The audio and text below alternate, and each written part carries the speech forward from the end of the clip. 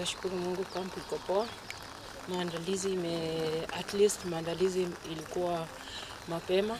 Inaonyesha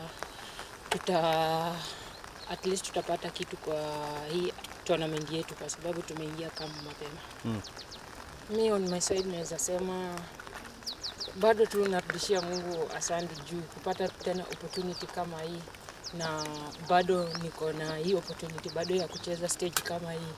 Mimi nashukuru for God na young players wenye wana upcome, naona wana fight saa hii venye kulingana venye wameingia camp mapema, wanaonyesha wamelearn more, wana learn from me, na pia mimi hata ni wadogo na pia mimi na learn from them. So wako tayari kupigania kitu.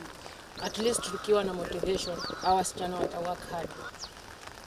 Itatusaidia tena venye tumepata hii chance, itasaidia wengi upcoming kupata hiyo chance ya kucheza nje.